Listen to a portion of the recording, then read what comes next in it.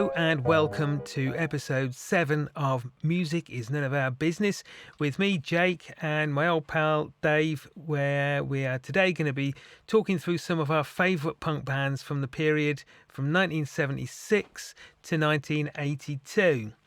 Now, punk was a huge part of our teenage years and beyond.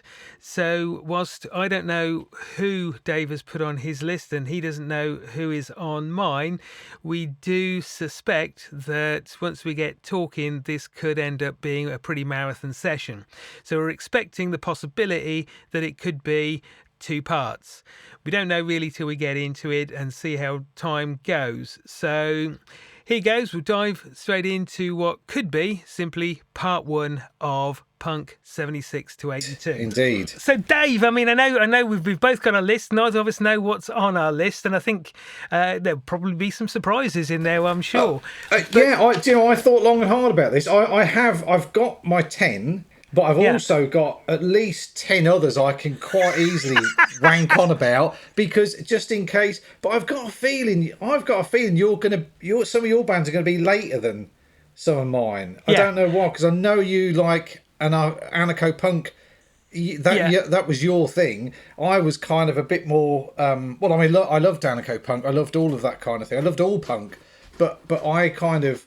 I didn't kind of start with the Pistols, but they were around when I got into to punk. So and I think that will be a distinction. In 76, 77, that early flash of punk with the Pistols and the early wave, I was interested briefly, and then I wasn't anymore, and I kind of turned to different things until anarcho punk and the second wave happened, really. So I'm sure there will be a distinction, but it was tough going. Had me questioning what is a fucking punk band anyway.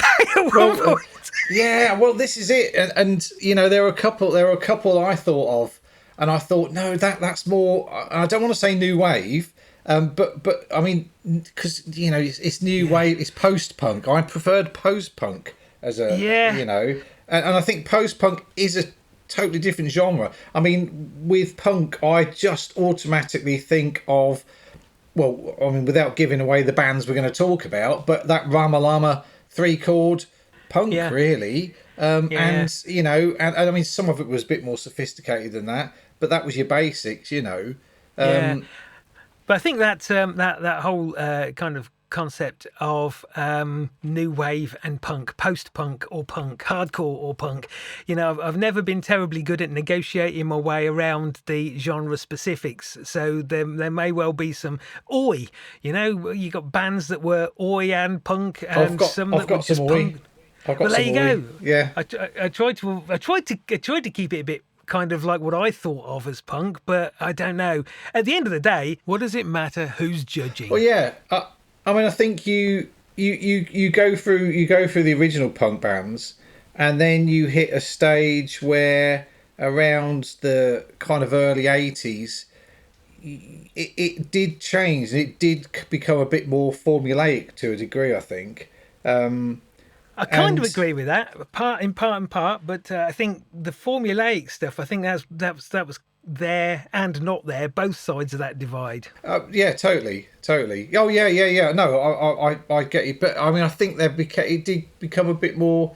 I don't know. There was a bit of more of a uniformity after 80, 81. When you had all the new No Future bands and the Oi bands, and it was, and you hit this stage where you all of a sudden had this massive influx of bands whose members only had one name, which would be either a shortening of a Christian, like Baz, Tez, Bob, Tom, or it would be some kind of nickname like Stumpy, Smeg, Drongo, something like that. And you had this massive collection of records on the picture sleeves. They all had, they all looked more or less the same. And then you look back with all these ridiculous names on the back, Bambi, for it was like fucking hell. And it did get. I think this was the other thing I struggled with. A lot of the later bands I look at, and I think I really wouldn't listen to you now. I'd still listen to the early bands, Let's get started. And Okay. do you want to go first, or shall I, or what? Totally easy either way. You go first. I'll go first because my first one is pretty fucking obvious, really, and it's the Sex Pistols, because I think without the Sex Pistols, you wouldn't have any of who we're going to talk about, because they were the first punk band to all intents and purposes. I mean, it was their name that was all over the newspapers, the news, and even I was 77. I was 12 in 77, and even I remember the horror of the establishment, for want of a better word, at this band. They scared the shit out of them. The filth and the fury. Yeah, they absolutely. It was mind blowing. I mean, you had front page newspaper headlines. The records were banned. They were beaten up in the street, and a lot of this retro bollocks. They were just a boy band. All this kind of rewriting history by people who haven't got a fucking clue. Balls my piss a bit, because it doesn't matter whether or not they were invented by Malcolm McLaren or not. What they did was seismic. It was massive, and it did start off this revolution in music. And whether or not it did overall change anything, I mean, I think it changed style of music. I think a lot of what we still listen to now originates from punk rock, but the Pistols were the first real punk band. Go on. Sorry. No, I was going to say. I mean, 76. They were kind of. I mean, it was Johnny Rotten, Steve Jones, Paul Cook, Glenn Matlock, and 76. They were barging into gigs and playing unannounced, and got this following. Got signed to EMI. I mean, everybody knows the story. But when they signed to EMI, that was the beginning of it. And that was the beginning of the filth and the fury bit, and the newspaper headlines saying "fuck" on the telly, and it was. I mean, you look back on it now. You look back on that Bill Grundy interview, and it's a bit like, whatever. If they did it now, no one would think twice about it. It was so typically 70s, that they can do it on Radio 4 now. Exactly, yeah. But even the flirting was so 70s, wasn't it? Oh, yeah. Oh, I've always wanted to meet you. Ooh, and then even the swearing was apologetic. Rotten, always likes to think he's a bit of a hard case, but he was embarrassed. Shit, Yeah. But it went fucking wild, and and people genuinely wanted to string them up. But the commentators at the time, journalists, politicians, genuinely would wish them dead, wished harm upon them. And the music then became secondary, I think. But the music, oh my God, God Save the Queen, is one of the greatest songs ever made. I mean, that guitar, I mean, I think is even better than Anarchy in the UK. Really? Pretty Vacant is. Oh yeah. God Save the Queen is the best single they ever did. Okay. And that, but also that guitar sound of Steve Jones's with this. I think it was a Gibson, wasn't it? I mean, I think it was. I don't know fuck all about guitars, but I do know that was a Gibson. But that became synonymous with that kind of overdriven guitar. I don't think any of the first bands were ever as heavy as the Pistols were. I'm quite willing to be. I'm quite willing to be, contradicted there. But I think that guitar sound, that general the chunkiness of it, the mega. I mean, I saw them last year. I saw them with Frank Carter. They did those gigs at the Bush Hall. Well, they've done loads now. They did the gigs at the Bush Hall, and I managed to get a couple of tickets for me and my mate Gary, and we went along. And it was that kind of thing where it's like, oh, please don't be shit, and they were absolutely amazing. It was Yeah. it was one of the best things I'd ever seen. And just to hear Steve Jones's guitar, that guitar in full flow was just Drinking in the frequencies. it was a proper bucket list, night that was. They were absolutely brilliant. I don't care what Rotten says, because he's a twat. He is a twat. I think Frank Carter's fucking awesome. He just works a crowd like nobody you've ever seen. Yeah. But there's no doubt that, yes, sorry, I nearly interrupted you again. It's very difficult when you can't see each other, isn't it? Yeah, it is, yeah.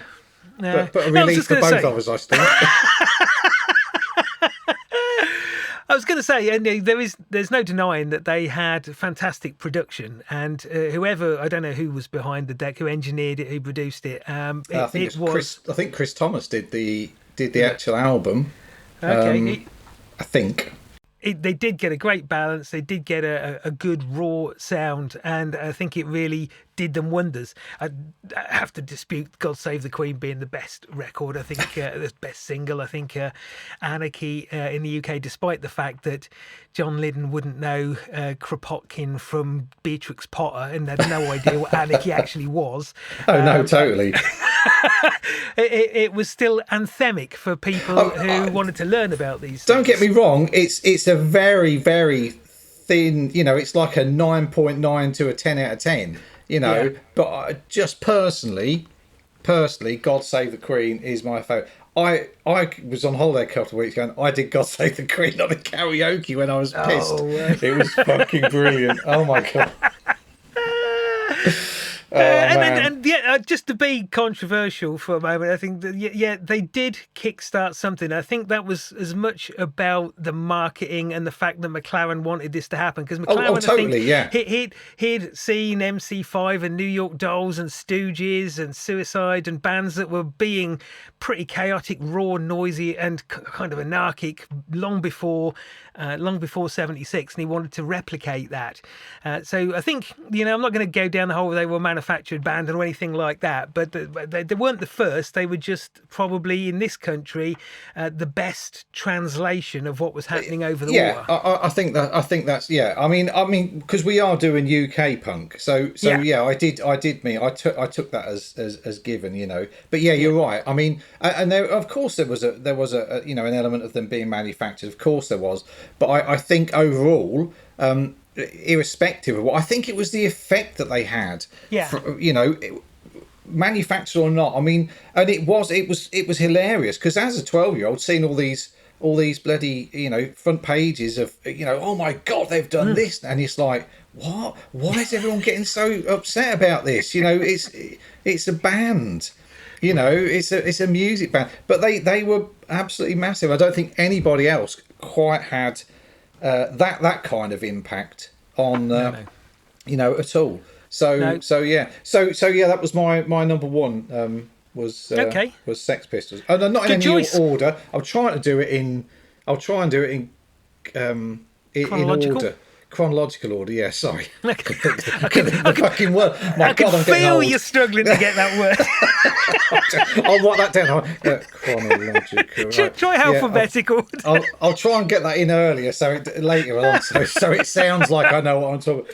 I've tried to do it in chronological order, but as usual, I think I'll probably go backwards and forwards and not know what the fuck I'm talking about half the time. That seems to be that's my kind of trademark in these. You always say no, like, you know what you're doing. I just meander off from sentences halfway through them and start talking about something completely different. But yeah. Okay, cool. Well, I'll just start off by saying that Crass are not on my list. Crass would certainly have been on my list had I not spent some time talking about them on a prior podcast. Yes, I wondered if you bring them up again. I knew they would be probably your number one. Would undoubtedly have been at the top of the list, but I think because I'd said that they were one of the bands that changed my life, influenced my life, and I spent a long time talking about the band, I wouldn't want to do it again. Not that there's loads more that could be said about them, but I thought that probably isn't right. And there's I think we could go on for hours about Crass. Both of Indeed. us, couldn't we? So Because- taken as a given that they are a silent partner in my list, and like you, Dave, my Okay. list is not in any order, chronological, alphabetical, or anything. But my Okay. number one is Subhumans. And Oh, okay. I absolutely loved Subhumans. I think, they sometimes get called an anarcho band, but I never really thought of them as an anarcho band, as other than the fact that they were making a similar sort of raw, possibly quite thin on record, but a raw sound with a lot of shouting, a lot of passion, and a lot of emotion.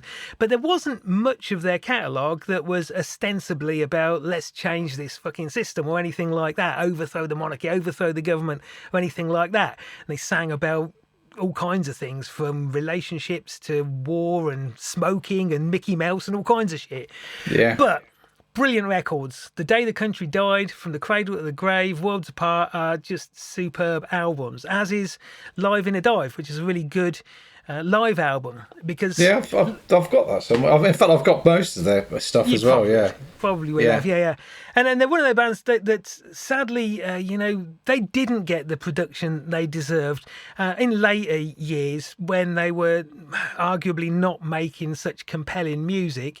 They were getting better engineering and so on. But for me, the first albums are the best albums, irrespective of the fact that it hasn't got the punch of Subhumans Live, and it hasn't got the engineering balance and depth that the later albums had.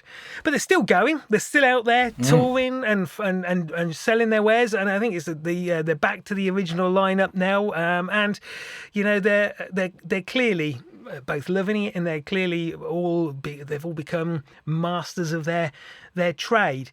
Alongside that, of course, Culture Shock and Citizen Fish running parallel bits and pieces, which is where Dick, the singer, has kind of principally gone off and done other things. But Subhumans continue to go. I'm happy to say that I helped fund the Subhumans book, Silence is No Reaction, through PM Press, which is a fantastic book. It's quite a thick book. I think it's about 400 pages or something, or more than that, actually. It's a fascinating read if anybody is at all interested in Subhumans, and it should be, because great band, love them to bits.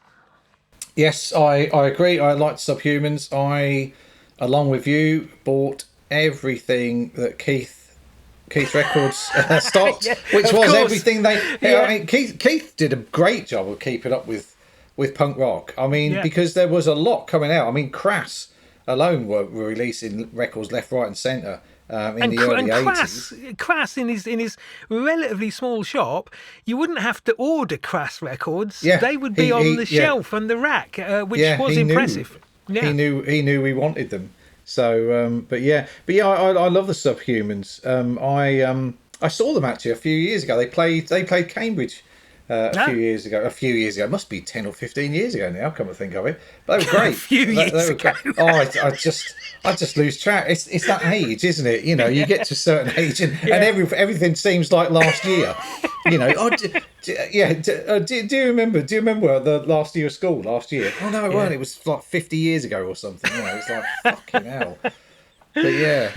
It's Yes. kind of, but you do. Well, you know what Subhumans say? Time flies, but aeroplanes crash. That is correct. Yes, yeah. Time flies, but airplanes crash. Yeah, they're a great band. I really like Subhumans, and the artwork on Subhumans has to be said.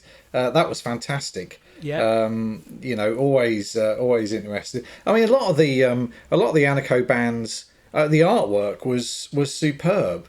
Absolutely. Yeah. Yeah, there was some proper interesting stuff. But we digress. So my second one is probably another obvious one. Is the Clash. I knew it. Yeah. I know. Yeah, I know you don't really like the Clash, but I love the Clash. I mean, they were after the Stranglers. They were probably the next band I kind of got into. I remember. I think I bought. I think I've talked about this. The first singles I bought was the Stranglers. No More Heroes, and after that I was buying everything I could. I think the first Clash single I probably bought would have been White Man in House of Palais, quite possibly.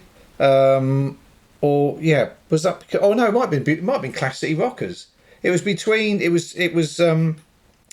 first album and the first actual album I bought new of theirs was Give Me Enough Rope, and that Okay. was the tour I saw them on. I luckily had a brilliant cousin who lived down in London who took pity on me. He'd seen so many bands down in London. He'd seen all the great punk bands from the Pistols onwards, and we got chatting. He said, "I'm going to see the Clash. Do you want to come?" And I was like, "Oh yeah." So I managed to get to see them on the Sort It Out tour in '78, and they remain one of my favourite bands of all time. I wonder when I get to this bit, whether do you need to tell people who the Clash are? I don't think you do, really, do they? Do you? I don't know. I don't know very much about our listenership. Apart from Neil, I don't know any. Oh, a couple of people that I know have mentioned it. I don't know anybody else. I think the thing with the Clash is I think because of where they ended up in the early mid '80s with Rock the Casbah. I mean, most people know who they are, but I mean, starting with White Riot. And then Remote Control, which they never wanted to release, so then released Complete Control, moaning because they had to release Remote Control as singles. The first Clash album, all proper, very much by the numbers punk. I mean, Mick Jones, the guitarist, was into a lot of old glam. I think he was a massive Mott the Hoople fan. And then Paul Simonon, the bass player, he was into his reggae, so there's that kind of incorporated a bit of dubby, kind of dub reggae style into it. And then their second drummer, Topper, could drum pretty much anything, and that's where they went from like Ramalama punk to a slightly bit more sophisticated on the second album. Give Me Enough Rope, which was produced by Sandy Pearlman, American producer who produced Blue Oyster Cult, and gave it kind of a bit of a more of a rock sheen, which lots of people moaned about, but I didn't give a fuck. I was like 13. What did I care? It just sounded brilliant to me. And then you hit London Calling in '79, which remains one of the greatest albums ever made, where they just pulled every influence they had into one record and just made an absolute masterpiece. They were sucking a lot of reggae influences as well. Oh weren't yeah, they? absolutely. Yeah, I mean, reggae was kind of reggae is a weird. I mean, I'm a massive reggae fan. Back in the day, I mean, it was, and I think back at that time, you listen to John Peel to hear all the punk stuff, and John Peel would play dub reggae all the time. So it just sunk in, and then you had like the Clash, the Ruts were doing punk, doing reggae tracks, and it just seeped into your consciousness, and I kind of listened to bits and bobs, and then kind of late '80s really got into dub reggae, and just discovered loads, which obviously we can kind of talk about at a different time. Definitely. But yeah, and the Clash were just, they're just one of those bands. I mean, Joe Strummer was one of the greatest frontmen. I mean, if you watch old live recordings of them, watch old live videos of them, absolutely amazing. Absolutely amazing. Just the kind of the non-choreography, just the way they'd kind of walk to the back of the stage and then walk forward, but just silly things like that. They just always looked so cool as well. When I saw them, they had this huge backdrop of loads of flags of all nations, and Topper was wearing like Topper Head and the drummer was wearing a Bruce Lee yellow jumpsuit. And then at the end of the gig, he just stood up and just jumped straight over his drum kit amazing. I was like, I could never quite do that. I'd end up with a sprawled mass with a bass drum on my head. But absolutely brilliant band and totally influential. And politically aware as well. I mean, that not so much in the songs. I don't, you listen to the songs, they're not overly political, but as a band, and I think Joe Strummer was very much a lefty socialist.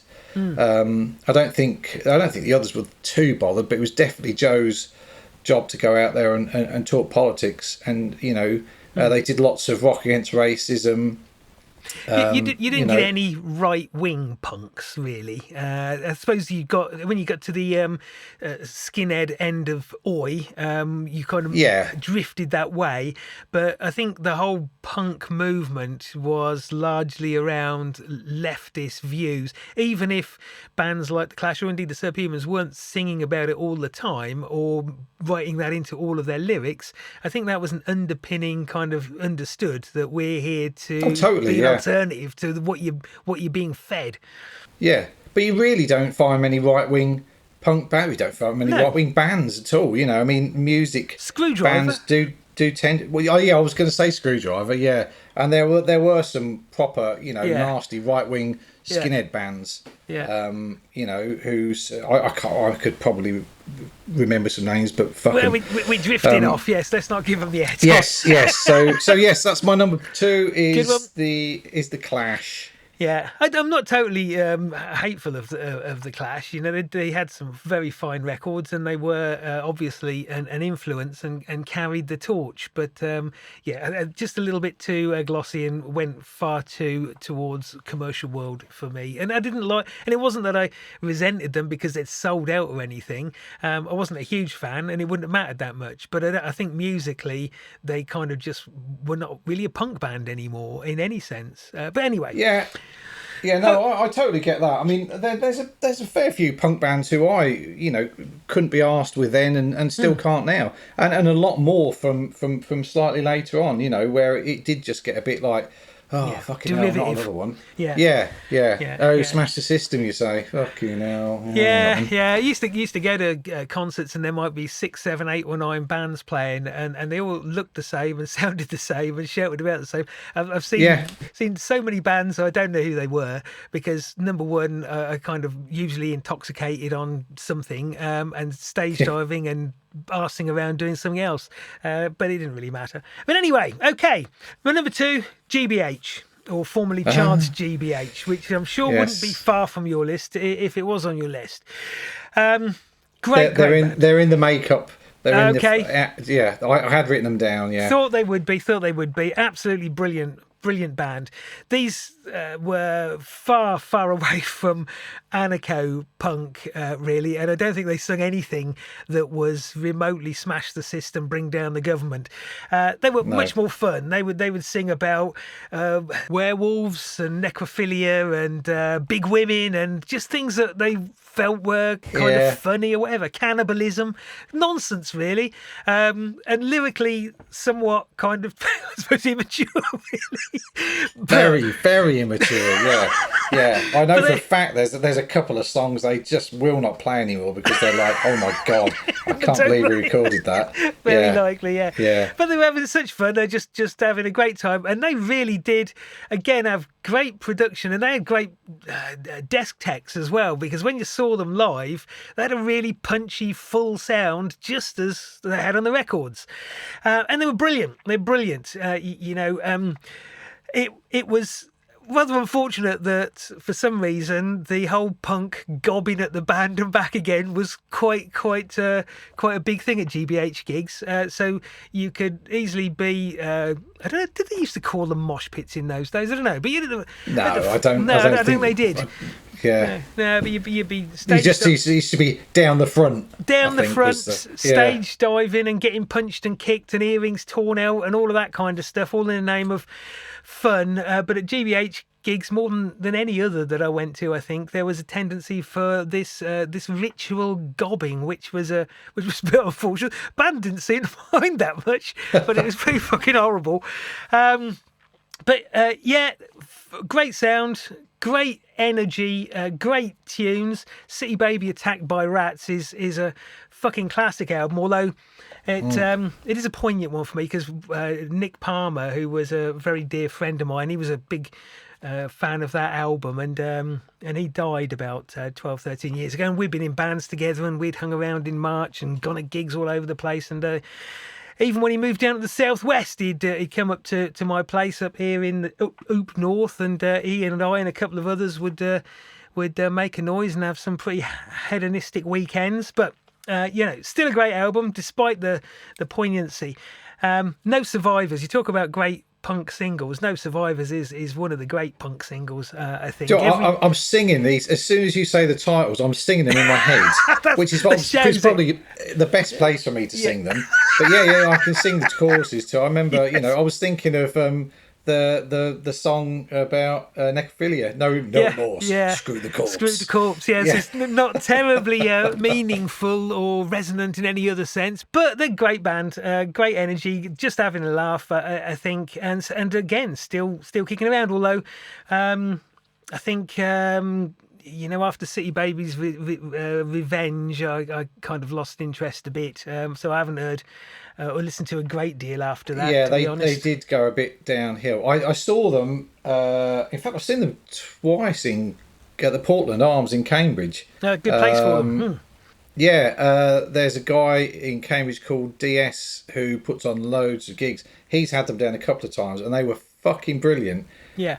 In fact, I went to one and bumped into a load of people we used to know a long while ago, including Tim, who was in our band, and Rat, his brother.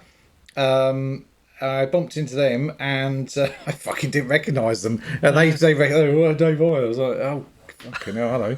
Yeah, which was pretty cool. It's nice to see them. It's hard to recognise people when you're covered in gob.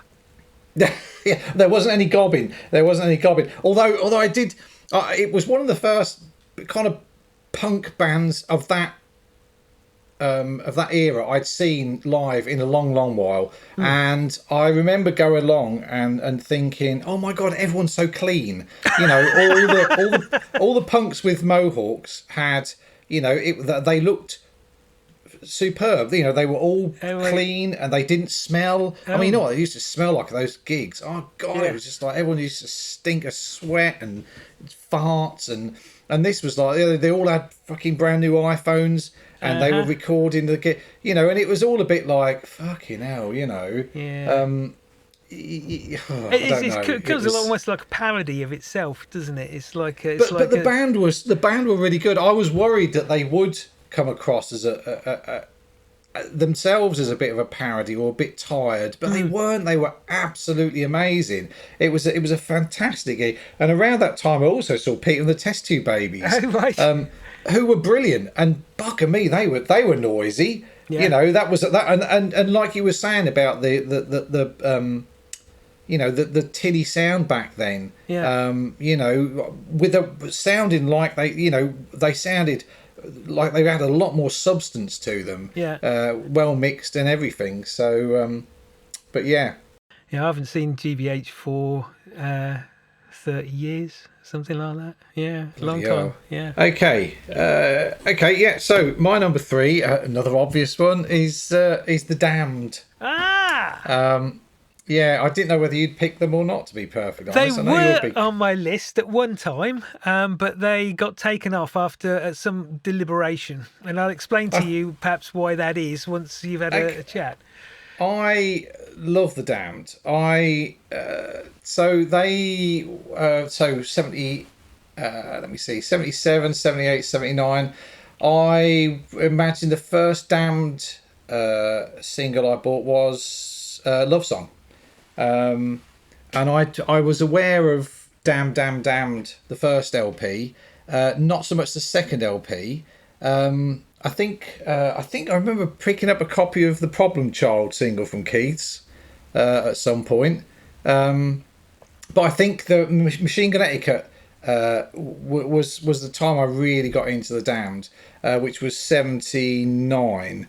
And that was the Smash It Up tour, I think, the Machine Gun Etiquette tour, and I saw them at Peterborough Arena, and they were fabulous. And I just loved that. And I think Machine Gun Etiquette is one of the probably from that era is quite possibly my favourite punk album from the 76 from this era. I would say I'm just Sorry, go coming. on. No, so I was just going to come in at that point and say I totally agree. And Machine Gun Etiquette of any genre is one of the best albums that was ever printed.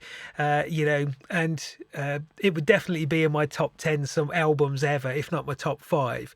The reason the Damned came off my list was because on reflection, other than a handful of great singles, I was putting them on the list just for that album because I think most of their other output was a bit rubbish. But Oh, controversial.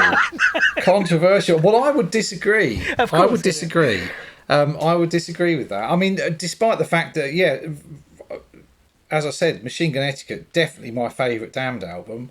But, I mean, the first LP, Damned, Damned, Damned, that was 77. And that was the classic Damned lineup, which was Rat Scabies on drums, Dave Vanian singing, Brian James on guitar, Captain Sensible on bass.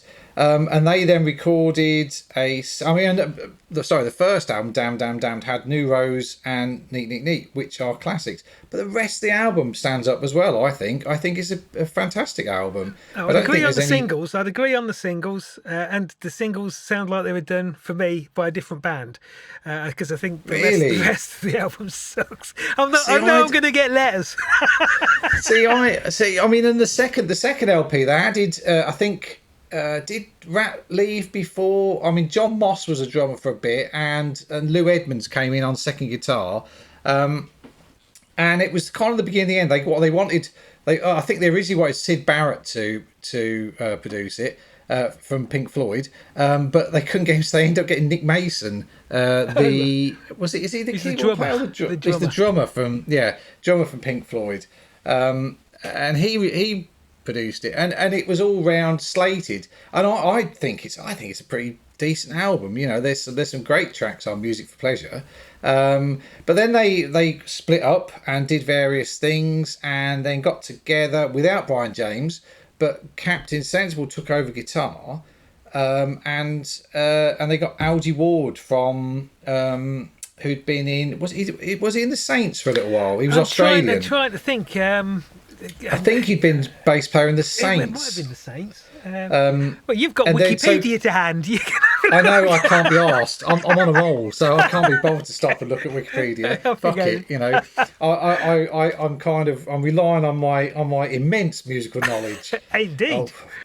Oh, I wish. And that was the classic lineup that recorded Machine Gun Etiquette, which again, fantastic. And the singles from that were just awesome as well. Smash It Up, Love Song, Just Can't Be Happy Today. I mean, it's such a complete LP. And the superb cover of the MC5 Looking at You, which is for me the high point on there. It's fantastic. Yeah.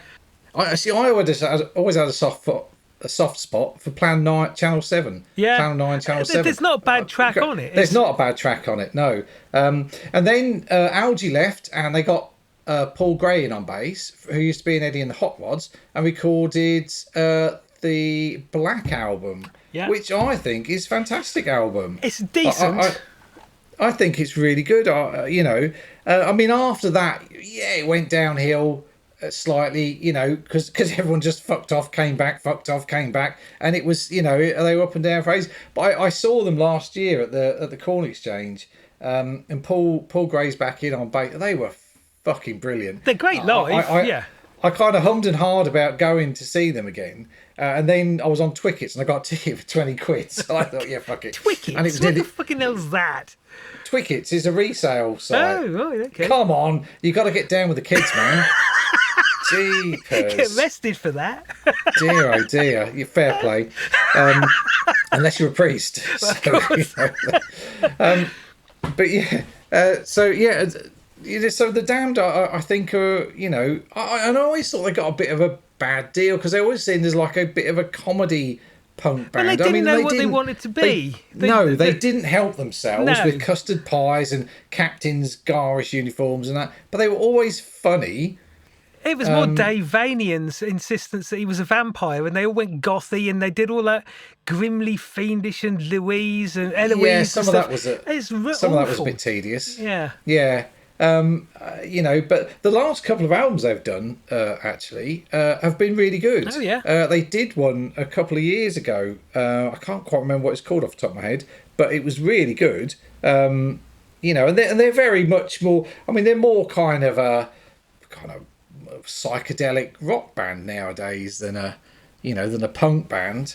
But still very good. And still a great band to see live. They've got their 50th anniversary gig next year at Wembley Arena. Wembley Arena. Wembley Arena is just a shithole. I'm going to see My Bloody Valentine there soon, and I'm not happy about having to see them. But I went to their 40th reunion. They played the whole of Machine Gun Etiquette, which was a blast, and they were great. They were always great live. Yeah, I think I've got the Black Album, and it's listenable. And they do the big curtain call. They got a bit proggy, and it's got a few decent tracks on it. But Machine Gun Etiquette, and for the singles, which the singles were ordinarily storming until they kind of got swept up in that let's be pop star vampire gothics. Yeah, it was a bit tedious. It's interesting what you said about they got a bum rap, because Dave Vanian, certainly, I don't know about the rest of the band, but I feel are quite bitter about their sense of lack of recognition, and they see a lot of their peers, or they perceive a lot of their peers have got a great deal more kudos and recognition than the Damned have, and the Damned feel Dave Vanian feel somewhat put out about it, which is an odd thing. Really. I think he's quite right. I don't know. I think he's quite right. He's the lack of really kind of direction and stuff. I suppose bands like the Clash, they kind of did get bigger and better, but when you look at the vast majority of the Damned's peers, they smashed them commercially and for notoriety and for fame. They're on top of the pops every other bloody week. Yeah. So I'm not really sure why they're. I think I would hazard a guess that a lot of it's down to that period from after Damned, and up to Machine Gun Etiquette, because Machine Gun Etiquette is classed as a classic punk album now. I think a lot of people appreciate that a lot more now than they did. Yeah. But I think going from the second, like I said, the second album, Music for Pleasure, wasn't particularly well received at the time. No. And then they split up. They split up for about a year, I think. And went off and did different things. So that probably didn't really work in their favour at the time either. And I do think Captain's penchant for ridiculous clothing, it is fun, but you can see why people would go, fucking hell, he's been wearing big furry things, and he's a very funny bloke. He really is. And he's, him and Vanian have kept it going all these years, and and have kept it fresh. And he's an excellent guitarist as well. No doubt about it. Excellent guitarist. Well, Scabies is a fantastic drummer. Musically they're brilliant. He's what, 70 now. At least 70 now, and he drummed like a demon. You could see that he looked like he'd adjusted his style. He wasn't quite as but it kept up, and he's adjusted for age, I suppose. He's but he sounded great. Yeah. Good. It's a good choice. As I say, they were on my list, but I felt like I was cheating myself if it was only for one album and the singles that they were being put on. But I understand it's a great choice. Fair enough. Who's your next one? Oh gosh, my next one, Rudimentary Peni. Absolutely blitzingly great band. Again, one of the my faves. Again, they sometimes, like Subhumans, fall into the anarcho-punk camp, and again, like the Subhumans, there are some songs that are quite overtly anti-system, anti-war kind of songs, but they again wrote all kinds of things. And he wrote a lot about his mental health, didn't he? Yes, am I right? You are. Nick Blinko, isn't it? Nick Blinko. He was sliding into some mental disarray as they move forward. So you got those first records, the first couple of EPs, of which Fast is an absolute classic, again picked up from Keith's, and the first album, Death Church. They are storming records, but his mental health was deteriorating. And you've got to remember, these were exceptionally young people, even for the whole sense of DIY punkdom that was happening with the youth getting all instrumented up and getting vocal. But they were a very young band. But as the first few years of their existence rolled on, Nick Blinko's mental health became more clearly unravelled. And when you talked about the artwork for a lot of these punk bands, Nick used to line draw all of the graphics. Yeah. Incredibly detailed. It looks like material that would take months, if not years, to construct. It's so intricate, but you look at it and you can see that that's not the product of an entirely straight mind, because it's a little bit out there. Excuse me. Yes, indeed. But Rudimentary Peni also had a distinctive sound. Now, I don't think they were terribly happy with the sound in the first few records, because again, it's quite that kind of anarcho-punky kind of thinness. But for some reason, and it may be just my ears, that really worked for Rudimentary Peni. The unorthodox, high-pitched, screaming noise of Nick Blinko and this extremely kind of thin, buzzy guitar, frantic drums, and the whole aura of slightly weirdness made Rudimentary Peni stand out from the crowd. And as you say, as the records went on, you got Cacophony, which was somewhat out there for a punk band, with large pieces of bizarre spoken word stuff that was all processed weirdly without music, and constant references to H.P. Lovecraft, which was a key theme in Blinko's life then. Blasts of music which were exceptional, but almost in between every track, or part of every track, you got these weird spoken word bits, which was a bit weird. And then with Pope Adrian the 37th Psychristiastic album, which was totally. You might want to put your teeth in. It's a very hard word to say, Psychristiastic. But this was written when part of it when Blinko was institutionalized, and he allegedly believed he was Pope Adrian, and throughout the entire album from start to finish, there's this constant refrain, Papas Adrianus, Papas Adrianus, Papas Adrianus, Papas Adrianus, that loops all the way through, even during songs, and then silences and all the way through, which is getting out to music. Have you? I don't know if you've heard that album, but it's like Music Concrete meets punk, and it's. I have heard it. I not recently. I remember listening to it probably 10 or 11 years ago. Yeah. Because I came across Farce. Yeah. Somewhere, because I think I had to sing, because that was a 7-inch single, wasn't it? It was, yes. It got about 7 or 8 tracks on it. Yeah.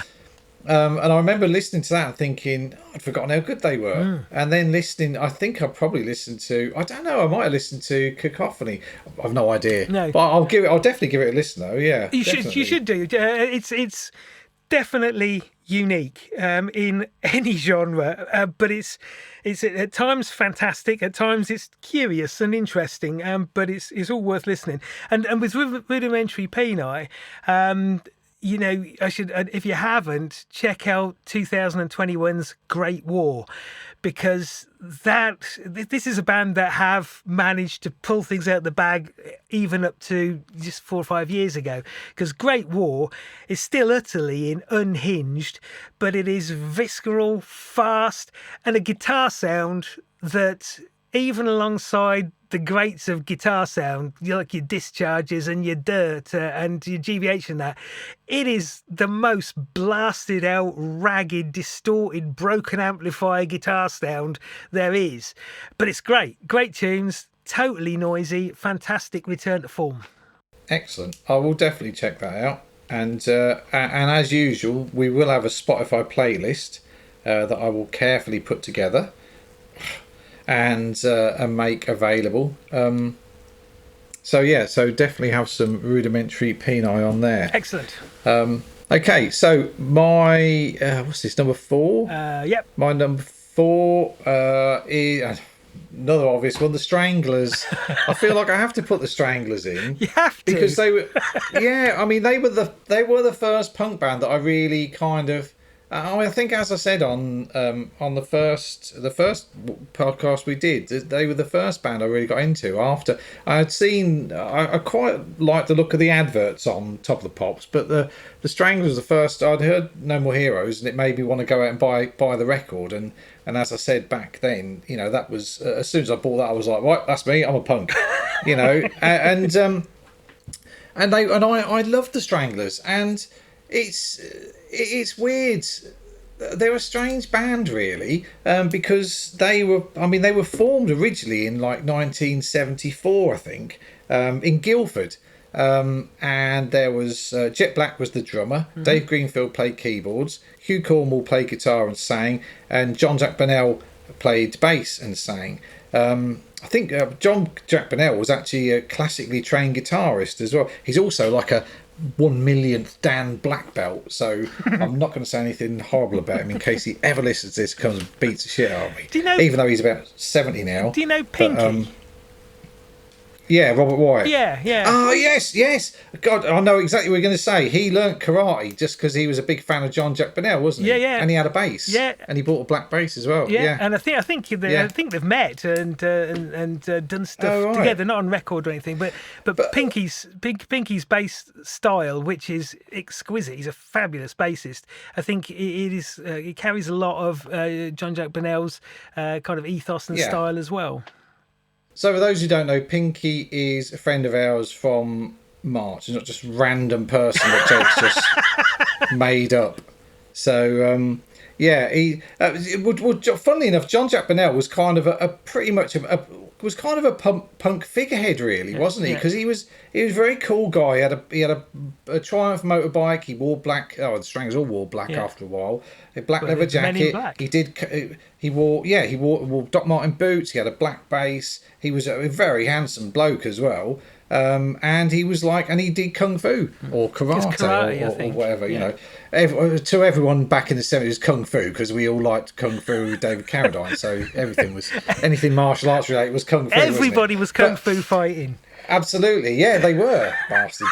The Stranglers, and so they were kind of in the pub rock scene, and I think they just kind of wanted. I don't think any of the original punk bands I don't think any of them looked to be part of a movement at that time, but just got lumped in because they were pretty, they were tough looking guys, the Stranglers, apart from Dave Greenfield, looked like he wandered on the stage and he was meant to be somewhere else. Well, Jet Black was carrying a few extra pounds most of the time, I think. He was a massive bloke. You wouldn't look funny at his pint, would you? And they used to drive.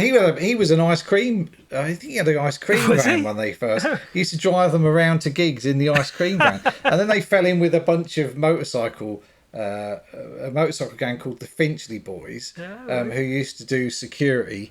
But the music was kind of this like thumping pub rock punk Doors influenced type of music, and it was fantastic. I mean, I loved those first two, three, four albums, I think. After that, they kind of fell off my radar a bit. But the third album, Black and White, is by far my favourite. That is a fantastic album. Everything is perfect. The artwork, the songs, it's very, very.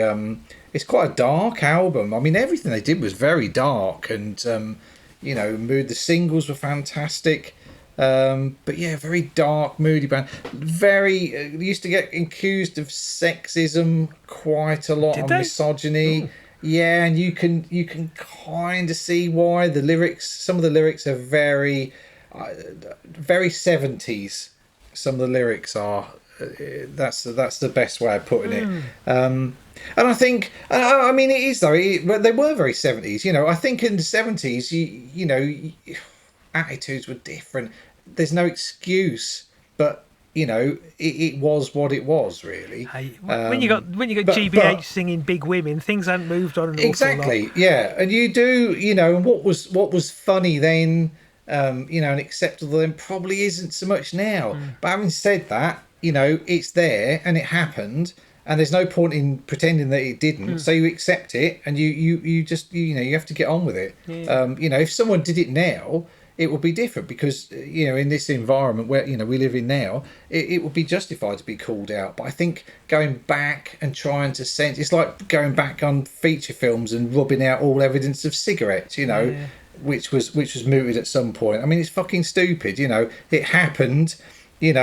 Just put a warning on it and say, look, this is what the 70s was like. Fucking hell, be thankful that we had to listen to it for your sins. I think there was a show on TV a few years ago that was putting kind of like TV presenters, the younger generation of TV presenters, the 25, 30-year-olds in front of kind of 60s, Yes. 70s TVs and Yes, watching their expressions. I watched that. I saw It one was- or two. it was Yeah. An eye opener. It was because they were watching things that we grew up with and they were absolutely horrified. And you think, yeah, I can see what you mean now. Yeah. I think some of the stuff that was there. I mean, it was very difficult, wasn't it? I mean, when you're 12 or 13, and Love Thy Neighbour is on, you don't really have a voice. You don't, because everyone laughs at it, because everyone accepts it, and then you go into school the next day, and your black mates being called all these names that they learnt off the telly last night, and then you think, hang on a minute, I don't think I'm overly comfortable with that. Yeah, I don't know if that's one of the things but it's- that punk did, or that was just our age, but kind of like that age, 12, 13, 14, I don't think ordinarily you'd be so worldly wise to know all the rights and wrongs of equality and fairness in the modern society. Absolutely, but I think punk, absolutely. particularly when anarcho-punk came along at the end of the 70s, and they were and people were singing and telling you, and showing you why this is wrong, why misogyny, why vivisection, why government authority and oppression, why nuclear war, all these things, you're kind of going, yeah, almost every day. Oh, absolutely, yeah, absolutely. And I think, for a lot of us, growing up in the 70s and being and seeing these things being, misogyny and racism being kind of everyday things.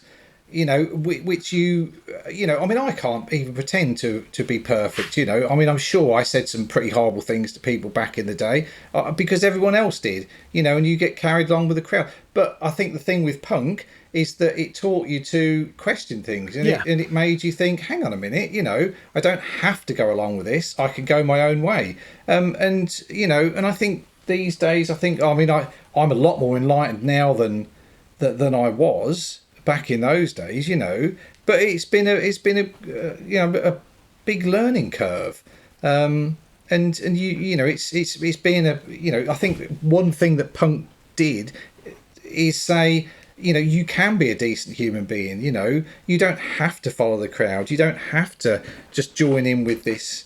Whatever it is, you can think for yourself. I think we redefined what decency is, because I think we would, absolutely, without punk, we might well have carried on going through life thinking, well, we're decent human beings. We're like everybody else. We've got this sense of casual racism or whatever. Who knows? We might have figured it out for ourselves. But I think what punk did was say, decency isn't what you're being told. Truth isn't what you're being told. That is not a decent way to live. Have a look at this, and at that age, when you're starting to awaken from childhood, having that kind of direction that you were certainly not getting from the TV, you were certainly not getting from your parents, you wouldn't have perhaps got otherwise. I think it was a real eye opener and a real game changer. Absolutely, yeah. I think I remember seeing a Joe Strummer a Joe Strummer quote, and it was something like, punk rock means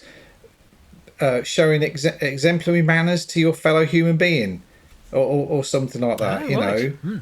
Yeah, which I think it is. It's like, don't be a twat. You don't have to be. You don't have to be. You can be a decent human being. Yeah. I mean, not something I learned from the Stranglers, obviously, but anyway, going back to the Stranglers, great band, first band I ever saw live. They and talking of spitting, funnily enough, everyone used to spit at punk gigs, and I remember. I can't remember whether I covered this in the first one or not, but I will tell it again. We read in NME or Sounds that week that they had an interview with the Stranglers, and it said a concert in Wolverhampton, a guy had gobbed on them, so they pulled him out the crowd, got him on the stage, stuck a carrot up his arse. So everyone was at Peterborough, and the first band came on, who were Riff Raff, with Billy Bragg, and got covered in gob. And then the second band came on, and it was the Skids, and they got covered in gob. And then the Stranglers came on, everyone went completely dry, and everyone was clenching because they didn't want a carrot up their arse. So where did that gobbing thing begin, and why? Because I think it was Sid Vicious, wasn't it? Apparently Sid gobbed at someone and started pogoing as well, and it was all fucking twats doing twatty things, of which we were guilty of as well. Indeed. I hocked a few greenies at the stage at a few gigs, I didn't. I never indulged in that kind of thing. I tried to avoid the spitting as much as possible, to be honest. Yeah, it was horrible. In retrospect, it was horrible. It was just following the crowd, wasn't it? The bloke's gobbed. I better do it as well because I want to be a punk. Yeah, that's a whole lot of conversation. Yeah. What's the definition of a punk anyway? Because there's so much, because punk wasn't one movement. We said it at the outset about the different musical factions with Oi and new wave and hardcore and all of that kind of stuff. But I think punk had its own kind of.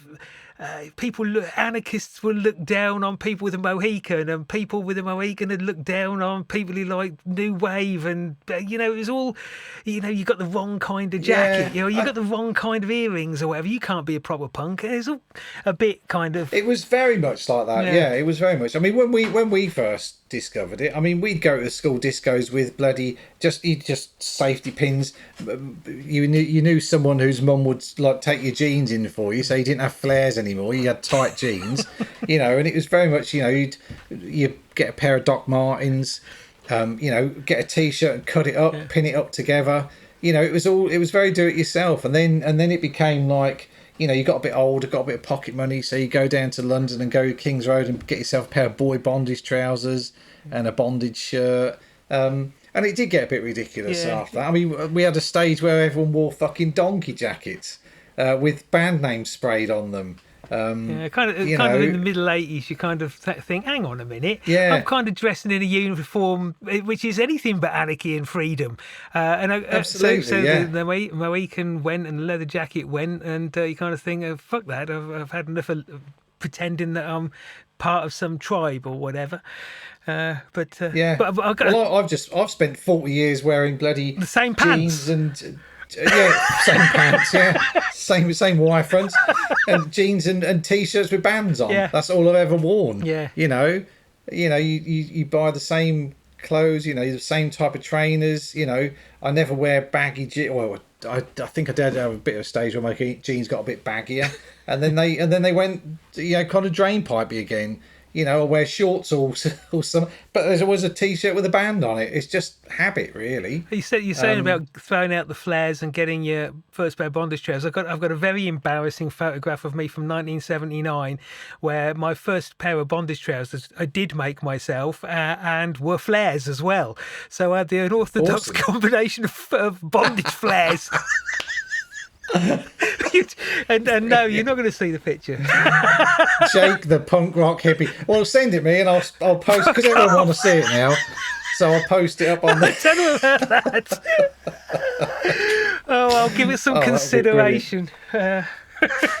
Yes. So anyway, that was number 4. That was the Stranglers, and Okay, so we got. I could waffle on about the Stranglers for ages. I won't. They were one of my. They remain one of my favourite bands. Those first 4 albums I can listen to. Most of the stuff after that I don't really. I'm on some Stranglers fan pages, and some of the memorabilia collections of Stranglers fans are fucking immense. You've never seen anything like it. They're proper fanatical. They're really nice guys, you know. Jet Black's then dead now, the isn't he? stuff they've got, they're all. Dave Greenfield died.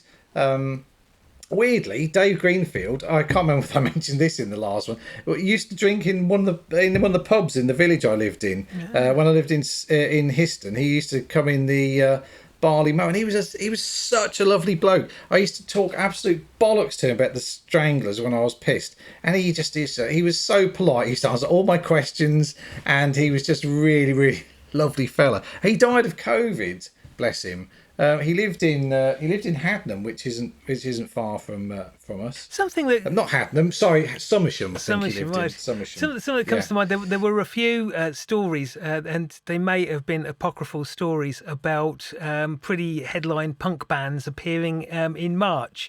I think there was a story about the Stranglers. The Stranglers. Yeah.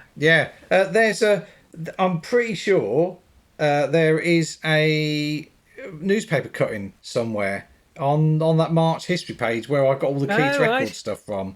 I'll hunt it down. I'll see if I can find it. So did they play? Because they were going to be playing it. No, I didn't think they did.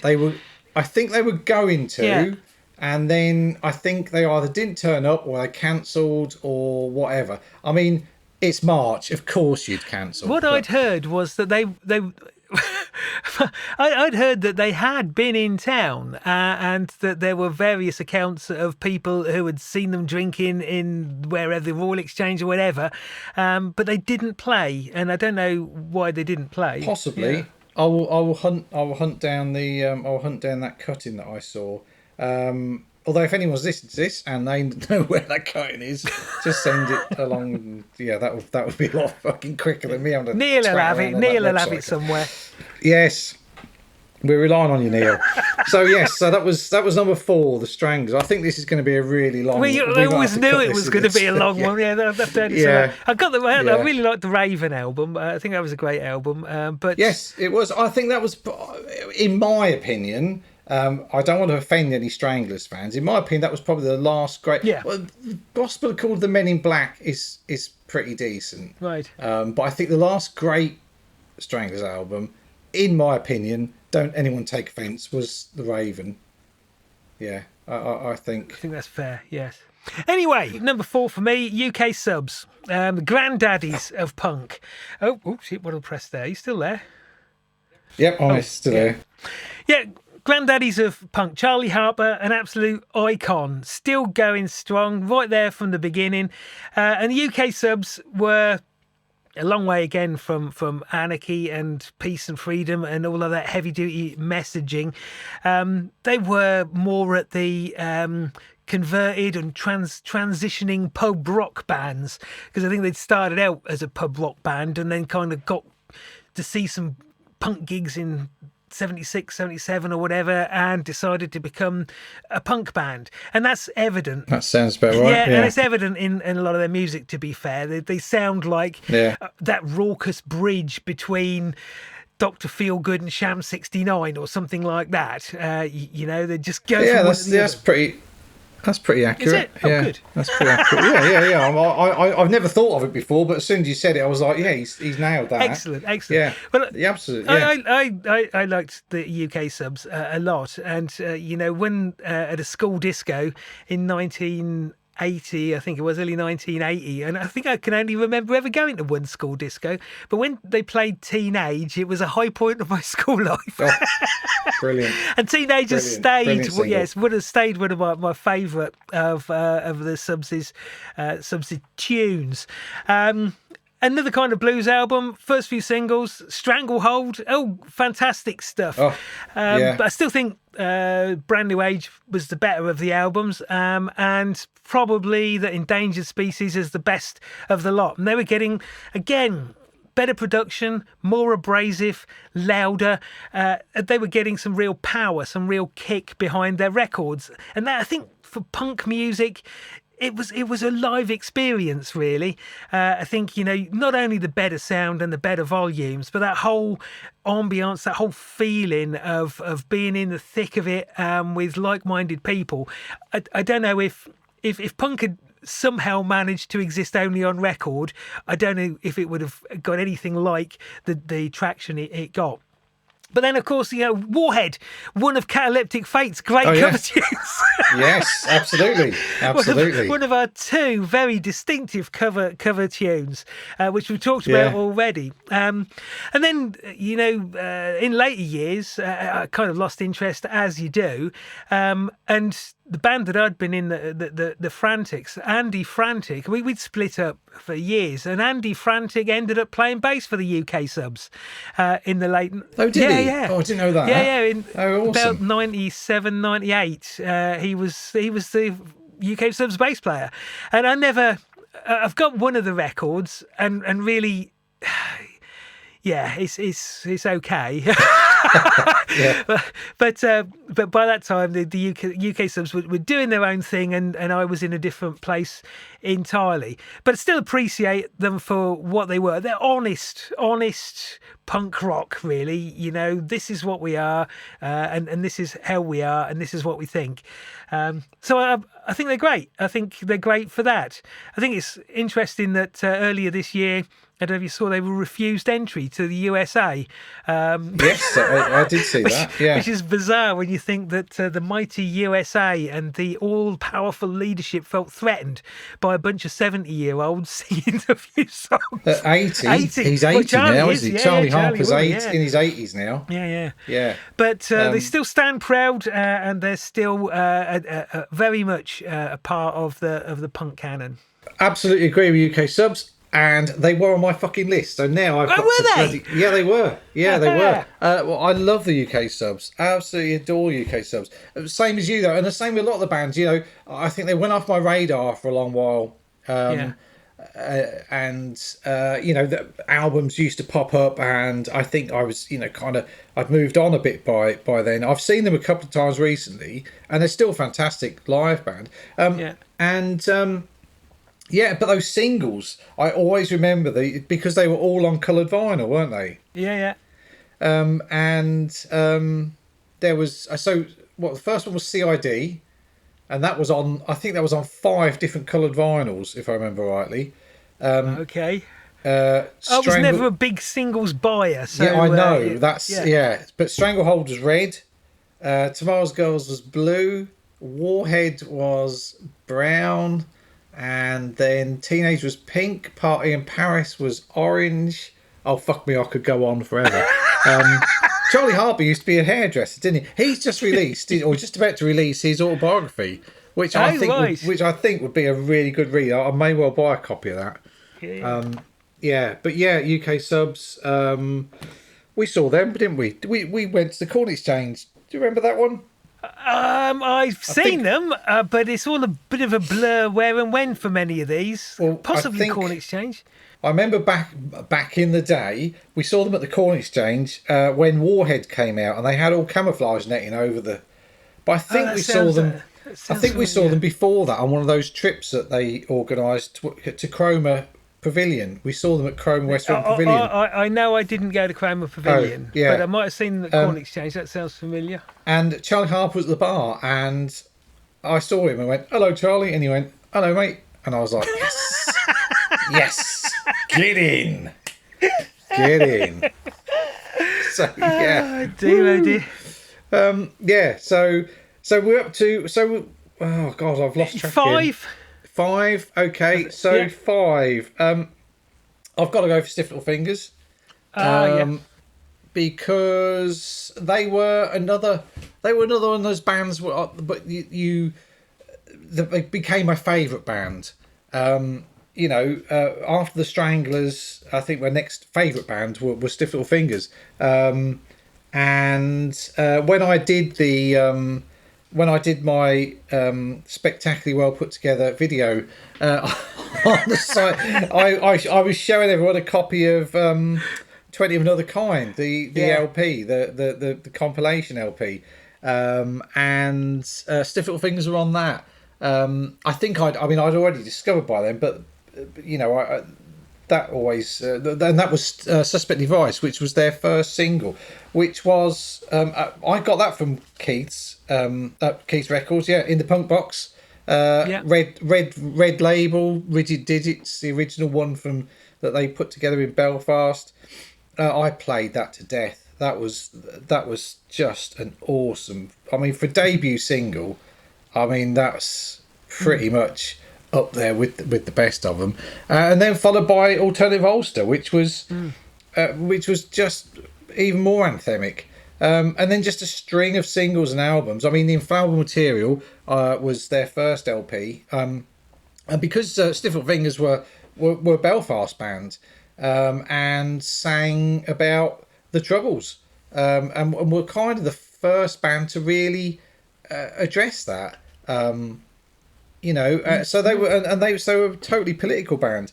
You had Jake Burns was lead guitar and voice, then Addy McMordy on bass. Henry Clooney was the rhythm guitarist, and then a guy called Brian Falloon played drums. Soon to be replaced by Jim Riley, who'd been in, I think he'd been in a Canadian punk band called Red Rockers. Oh yeah. Yeah, and they were very popular, and they were proper took off.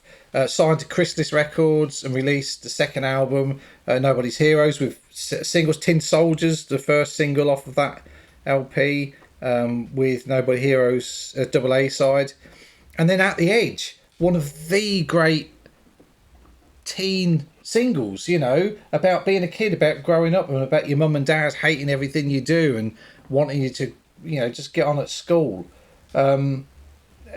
Fantastic single. I remember seeing that they were on Top of the Pops doing that. They were, yeah.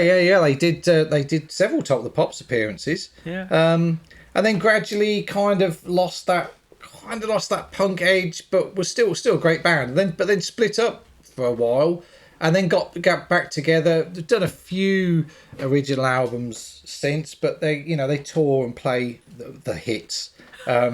Still really good live though. I saw them a few years ago, and still great night out. Great bands, yeah. Stifled Fingers. I was trying to think of something else to say about them, but I think that's just about summed it up. Really, they were one of the great.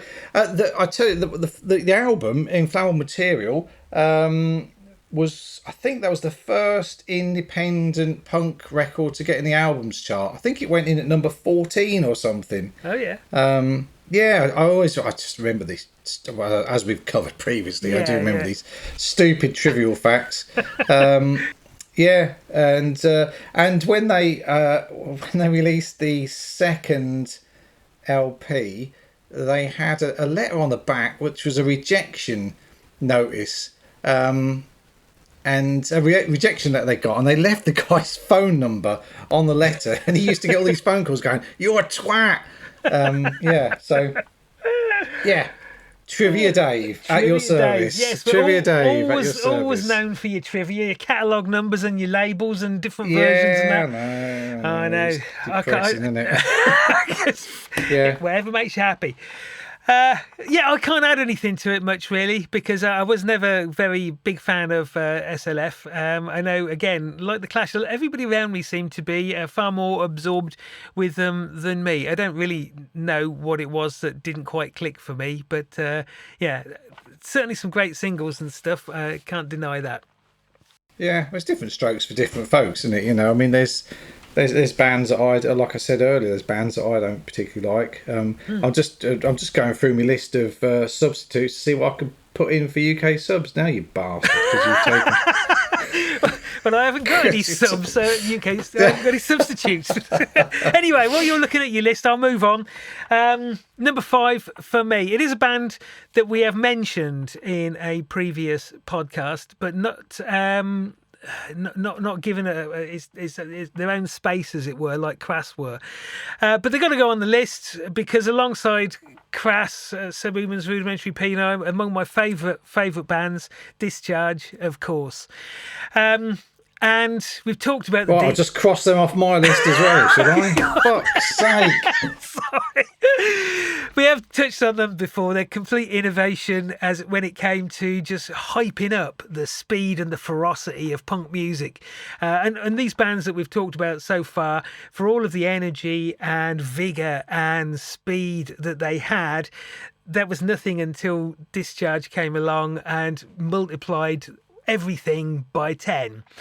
And the first 1980, a slew of singles, Decontrol, Fight Back, excuse me, Realities of War, and Fight Back. You know, it's so raw and it's so gritty. It is like sonic napalm, and it really set out the stall. Even as they tempered down a bit and they got into Y and State Violence, State Control, it was still ferocious. You know, my Y 12-inch was worn out to unplayable, and I think my neighbours and everybody else in the street knew the lyrics whether they wanted to or not, because it was on all the time at full blast. But it was so good. So good, absolutely awesome, and awesome on stage as well. Great stage diving and slamming about. I do remember being at one, and I found myself on the stage with a microphone in my hand, and because I was drunk and I'd just been dancing, I had no fucking clue what the song we were doing were. So just screaming into the microphone seemed to work very well anyway. That would do the trick. It did the trick pretty well. So one of those bands, like pretty much all of the ones I've mentioned so far, in fact, which still get quite regularly listened to amongst all of the torrents and torrents of great music that's coming out every day, and you're buying up stuff all the time. There's still time in most weeks to flip on Fight Back or Never Again or something. They split up quite early on in '82, and the guitarist Bones and Tez, the drummer, went off and formed Broken Bones.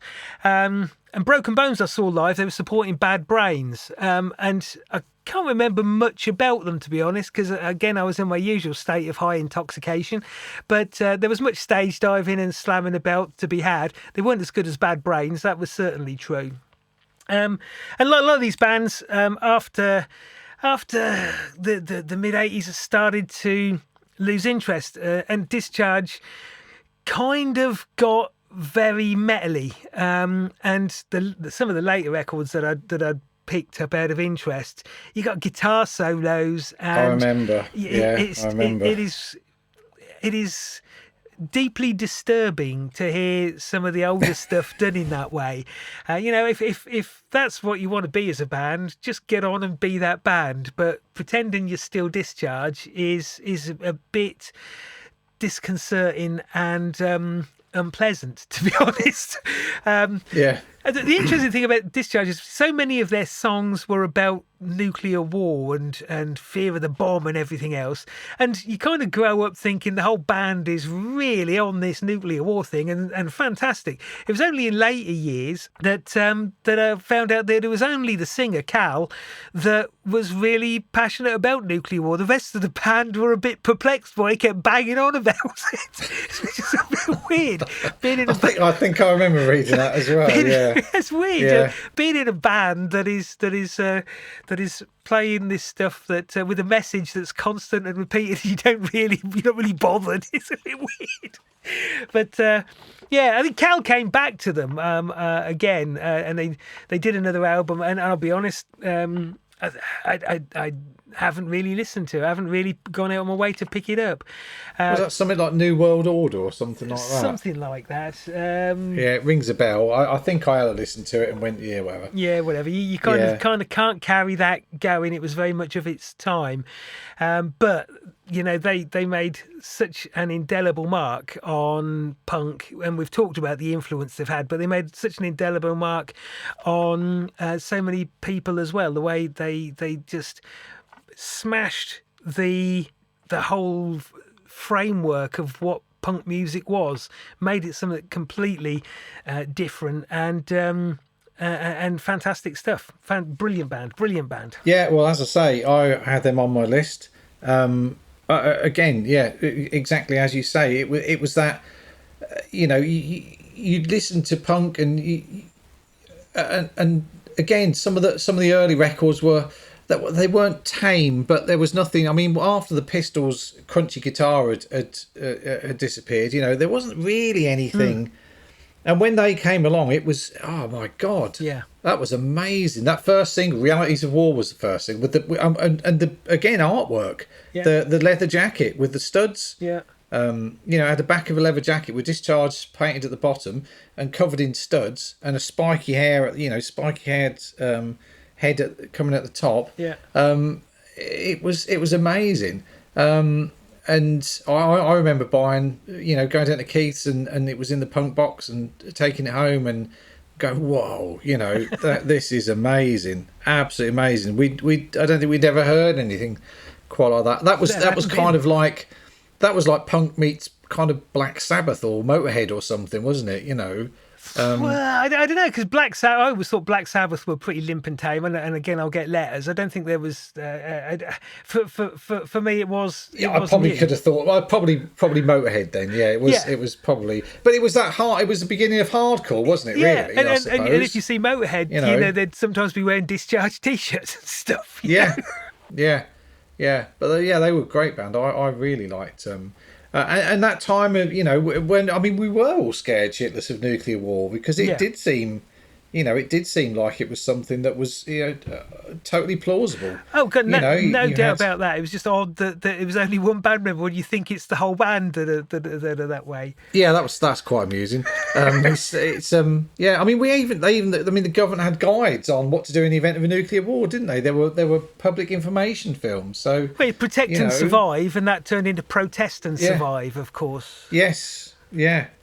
No, it was a real threat. It was a scary time. So it was absolutely right that it was on the agenda. And a lot of the anarcho bands and so on, many of them covered it. But Discharge, they were full on with 9/10 of their catalogue, the early catalogue anyway, were anti-war. Yeah, it was. Yeah, they were great. I really liked Discharge. They played Cambridge last year, and I didn't go because you told me they just did fucking guitar solos all the time, and I was like, oh, that'd be a bit of I think it would be. I think it would have been a bit of a letdown. There were kind of bands around who still tour. Who I kind of go, I'd go and see them, but I don't. Yeah, but there are other bands where you think I don't really want to go and see a not so good version. Yeah. I'm sure they're perfectly good. I'm sure it was a mistake not to go and see them. Don't blame me. I only just give you my opinion. Yeah, wanker. No, they played in Nottingham, and I didn't bother going to see them because I'd encountered the records previously, and I thought, I don't want my my memories of that band to be tarnished by a night out where they're playing pseudo metal-y kind of stuff. Yeah. Fair enough. So we are halfway through our lists, Dave. An hour and a half in. I think we need to execute Plan B. So that's we'll split this one into two parts because we're going on so bloody long.